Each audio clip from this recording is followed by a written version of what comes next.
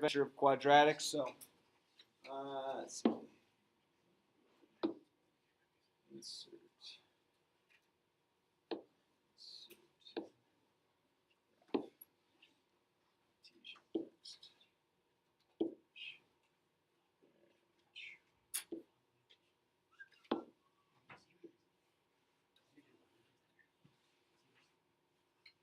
About as large as I can get it for you. All right, so the first one, problem number one, let's do this one in black. So number one, yeah, function at x is equal to x minus 2 quantity squared plus 3. So what's the vertex of this one? Kieran, what's the vertex of the first problem? What's the vertex of the problem I have listed on the board? 2, 0. Really close. I agree with the 2.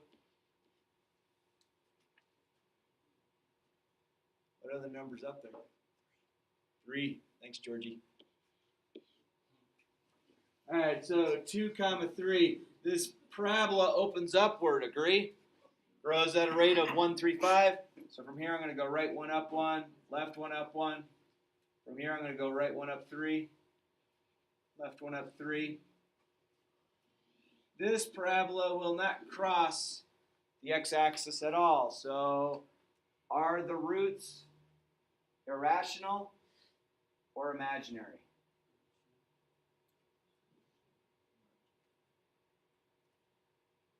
Won't cross the x-axis, so rational or imaginary? Imaginary. Irrational cross, we just can't tell exactly where it crosses. Okay? So be careful on that. That might be your question come across. So that's first problem. Number 2, we have, this one they gave it to us as y equals x minus 6 and x minus 2. So that would tell us it would cross the x-axis at positive 6, because I'd set that equal to 0, and also at positive 2, because I'd set that equal to 0. Do I know what the vertex is at this point?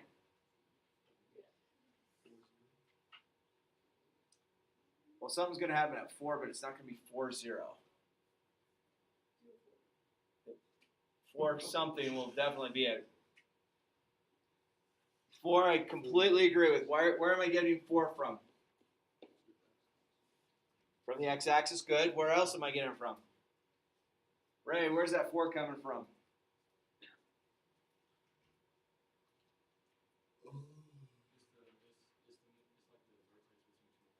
Yeah, you're the exact middle of those 2 points. So at 4 comma something, so take 4, plug it in. 4 minus 6 is negative 2, right?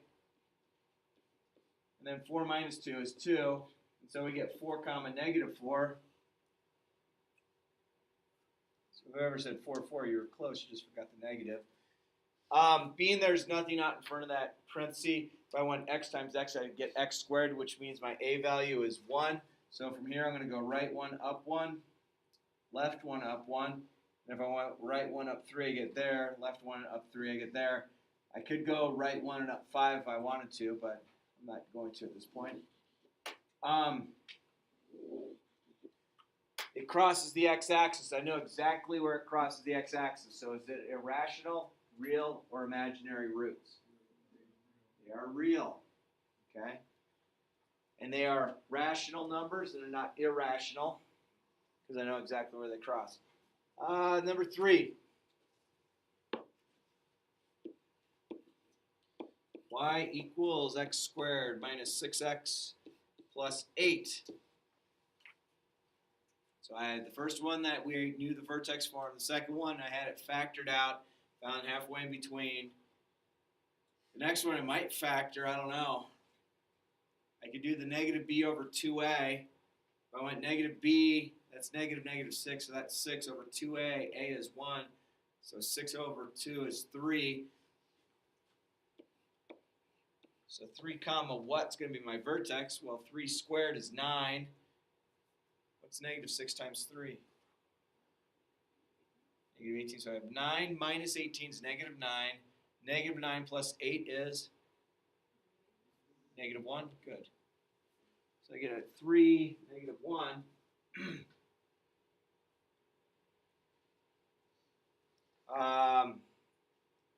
It's going to grow 1, 3, 5. So I'm going to go from here, right one, up one, left one, up one. Do I know the roots? What are the roots? What are the roots? 2 and 4. Okay, I see exactly where it's crossing. Then I'm going to go right here, up 3. Left one up here and up 3.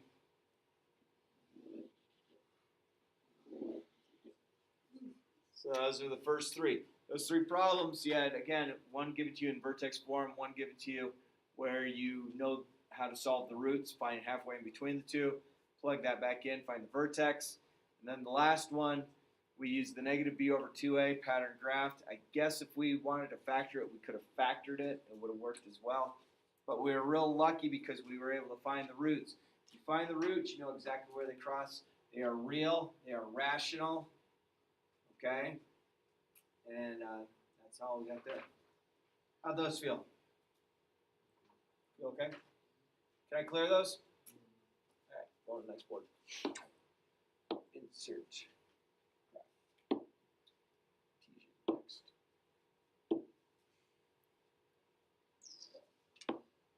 Make it a little bigger.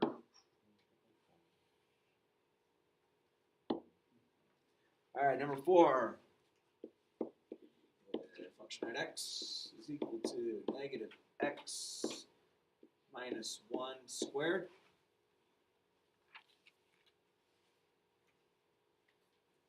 How many x minus 1s am I talking about? 2 of them. They're being multiplied together. So if I take x minus 1, set it equal to 0, I have to add 1 to both sides, so I get x is equal to 1. What's special about this one? The function, sure. What's the vertex doing on this one that the others it didn't do on the others? It does open down, I agree. What else does this vertex do? What? We know the axis of symmetry, absolutely. All these others, vertex is up here, vertex down here, vertex is down here. This one, the vertex lies right on the x-axis. It comes down and kisses it. Okay? The negative means it's going to grow at negative 1, negative 3, negative 5. So from here I'm going to go right 1, down 1, left 1, down 1. From here I'm going to go right 1, down 3, left 1, down 3. It opens down because you have a negative component. The roots on this one is actually only a root, and it happens at positive 1. That's our solution. It might not cross twice, but being the vertex touches it once, it's totally fine. Let's see, number 5.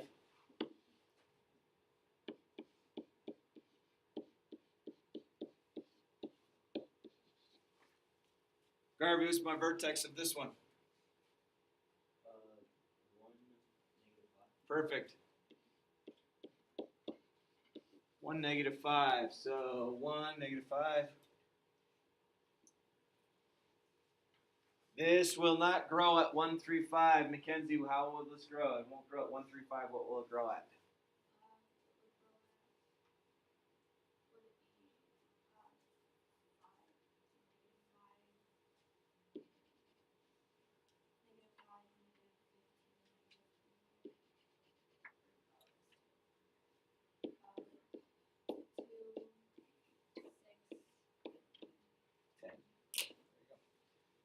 All right, so from here, it's opening up. I'm going to go right 1, up 2, left 1, up 2. From here, I'm going to go right 1, up 6,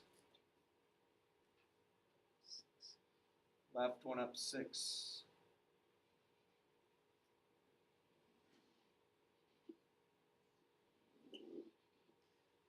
Okay, it does appear to be crossing the x-axis. I would say if you were to multiply it out, it will not factor down once you subtract 5 from it. So I would say the roots, though, cross twice. They are irrational in this case. Let's see if I can squeeze number 6 up here. function at x is equal to x plus 2, x minus 2. Where's this one cross the x-axis? 2 and negative 2. Where's the vertex going to happen on this one? 0. If I plug 0, I get 0 plus 2, which is 2. And 0 minus 2, which is negative 2. 2 times negative 2 is negative 4. This is where it's going to happen. If I had multiplied the whole thing out, I would have gotten x squared, means it's going to grow at a rate of 135. So I'm going to go right 1 up 1, left 1 up 1, right 1 up 3. Okay, cool. We happen to know the roots. The roots on this one are rational. They're real.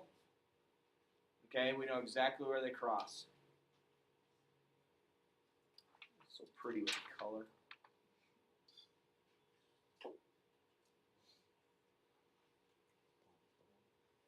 Moving on.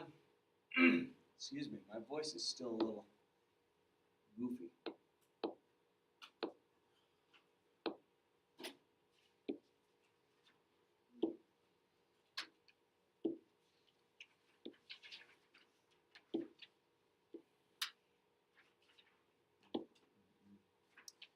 Number 7. We have that as y is equal to 2x squared minus 8. I guess I could go negative b over 2a. What's my b value? 0. Good. It's not up there. So 0 over 2a is going to be 0 over 4, which is 0. So my vertex is going to happen at 0. That gives me 0. 0 minus 8 is negative 8. 0, negative 8. Hey, Mac, do you think this is going to grow at 135 or is it going to grow at a different rate? 2, 6, 10. Oh, yeah, baby. 2, 6, 10 because that's double. Yep. So I'm going to go right 1 up 2, left 1 up 2, and then 2, 6, 10, right 1 up 6, 2, 3, 4, 5, 6, left 1 up 6. Does it appear that I know exactly where it crosses the x-axis? I'd say positive 2, negative 2. Those are our roots. They are rational. We know exactly where they're at. There's obviously part of the real numbers. Good job. Mac, I like it. Let's see. Number 8. Number 8, function at x is equal to negative x minus 4. One of the roots is positive 4. What's the other one? How I got that x minus 4, how I got the positive 4, I want x minus 4 equals 0.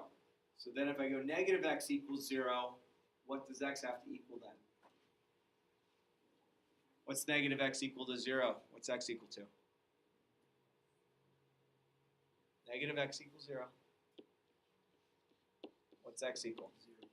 It's still equal to 0. The vertex is going to happen halfway between 0 and 4. 2. Okay, so if I plug 2 in here, I get 2 squared. 2 squared is 4. And then,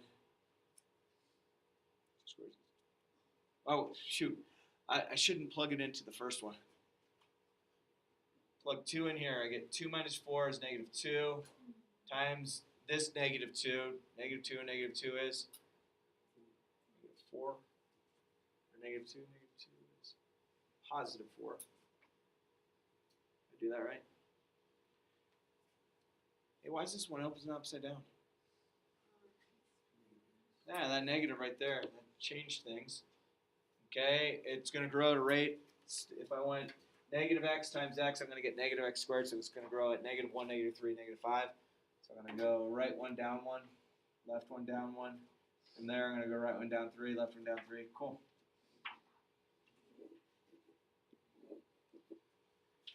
Again, we know exactly where it crosses the x-axis, so they are real, they are rational.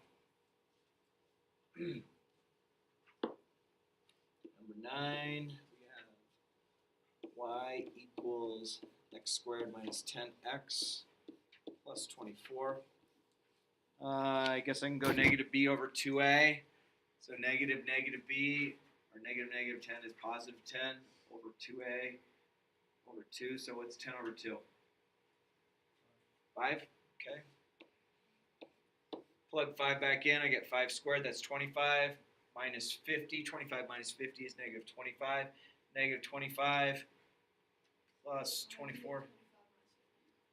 5 squared is 25, and then negative 10 times 5 is negative 50. So I get negative 25 plus 24 is negative 1, I believe. So 5, negative 1. It appears it's going to grow out 135.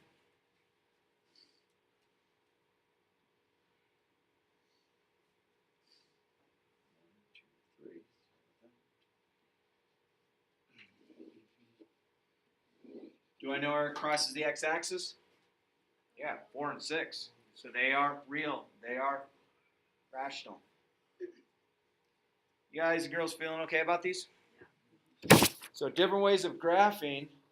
Originally, I had shown you a little bit longer drawn out method to graphing, but we kind of have a plethora of tools in order to start graphing these.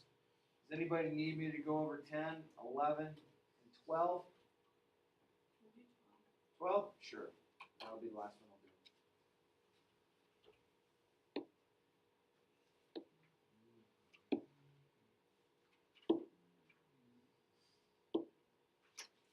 Number 12 says negative 3x squared plus 8.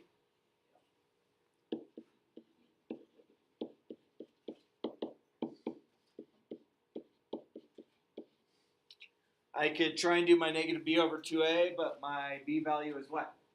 0. So 0 over 2a is going to still give me 0.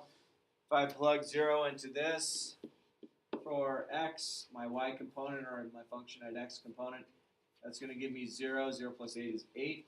So 0, 8. It's growing at a rate not as 1, 3, 5. It's growing at a rate as negative 3, negative 9, negative 15. Why is that? A is negative 3. Good. So I'm going to go right 1 down 3. Left 1 down 3. So this one's going to be a lot skinnier. Right 1, left 9.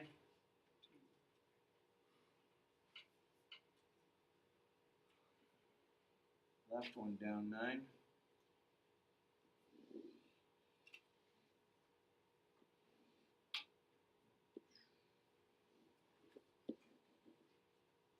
I can't really tell exactly where those are going to cross at, so I'd say they're irrational, though they will exist. What do y'all think? Seem okay? Now, we haven't talked a whole lot about the axis of symmetry. The reason for that is, one, it's not a vital part of the problem, but it is one of the standards that you will come across, and I will bet you that on the state mandated test that we'll be taking, whether you choose to or opt out of it, and I'm going to teach it to those who are going to choose to take it.